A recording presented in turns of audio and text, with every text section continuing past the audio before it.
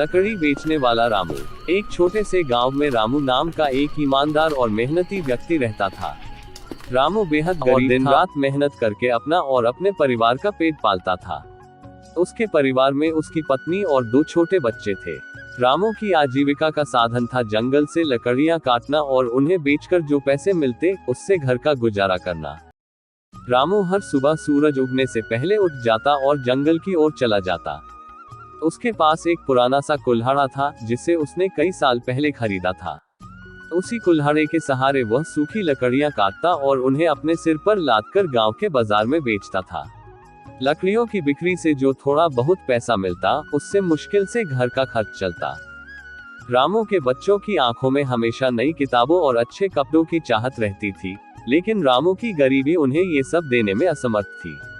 उसकी पत्नी गीता घर संभालती थी और हमेशा रामू का हौसला बढ़ाती थी।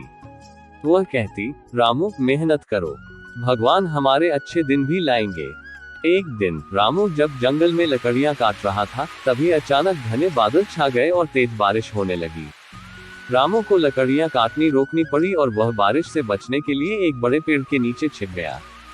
उस दिन वह लकड़ियां नहीं बेच पाया और उसके घर में रात को खाना पकाने के लिए भी कुछ नहीं था। रामू बहुत परेशान था। उसे समझ नहीं आ रहा था कि अगले दिन वह अपने बच्चों को क्या खिलाएगा। अगले दिन भी बारिश हुई और रामू काम पर नहीं जा पाया। लगातार 2 दिनों तक खाली हाथ रहने से घर में भूख और चिंता का माहौल बन गया। तीसरे दिन जब मौसम साफ हुआ तो रामू ने सोचा, अगर मैं हर दिन थोड़ी ज्यादा मेहनत करूंगा और ज्यादा लकड़ियां काटूंगा तो शायद कुछ अतिरिक्त पैसे बचा सकूंगा। रामू ने जंगल में और अंदर जाकर लकड़ियां काटनी शुरू की। उसने देखा कि जंगल के अंदर के हिस्से में अच्छी और सूखी लकड़ियां थीं, जो बाजार में ऊंचे दाम पर बिक सकती थी। रामू ने अपने कुल्हाड़े को तेज करने का भी फैसला किया ताकि वह ज्यादा लकड़ियां काट सके। उसने गांव के लोहार के पास जाकर कुल्हाड़े को तेज कराया। इसके बाद वह और भी तेजी से काम करने लगा। रामू की ईमानदारी और मेहनत की चर्चा धीरे धीरे गांव में फैलने लगी।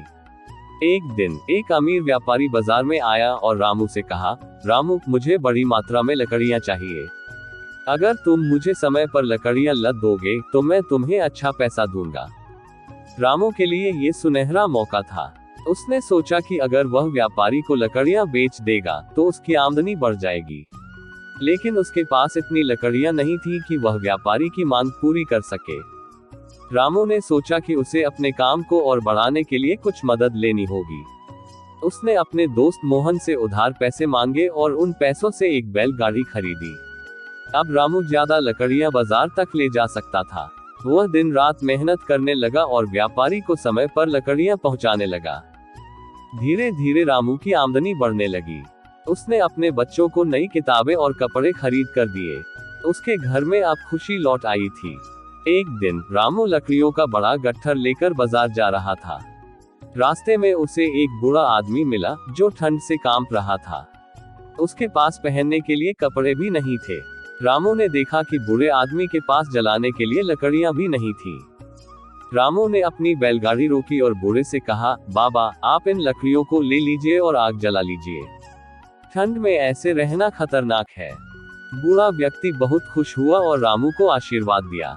हालांकि रामू को पता था कि इन लकड़ियों को दान करने से वह व्यापारी को समय पर लकड़ियां नहीं पहुंचा पाएगा। जब रामू बाजार पहुंचा तो व्यापारी नाराज हो गया क्योंकि रामू ने वादा किया हुआ गट्ठर नहीं लाया था। रामू ने सच्चाई बताई कि उसने बूढ़े व्यक्ति की मदद की। व्यापारी ने रामू की ईमानदारी और दयालुता देखकर कहा, रामू तुम्हारी ईमानदारी काबिले तारीफ है। मैं तुम्हें माफ करता हूँ। आगे से तुमसे ही लकड़ियां खरीदूंगा। रामू की मेहनत और ईमानदारी ने उसे धीरे धीरे सफलता दिलाई। उसने अपनी बैलगाड़ी को बढ़ाकर लिया और अब वह पूरे गांव में लकड़ियां सप्लाई करने लगा। उसके बच्चे अच्छे स्कूल में पढ़ने लगे और रामू का परिवार खुशहाल हो गया। शिक्षा। ये कहानी हमें सिखाती है कि ईमानदारी, मेहनत और दूसरों की मदद करने का फल हमेशा अच्छा होता है। चाहे हालात कितने भी कठिन क्यों ना हो, सही रास्ते पर चलने से जीवन में सफलता जरूर मिलती है।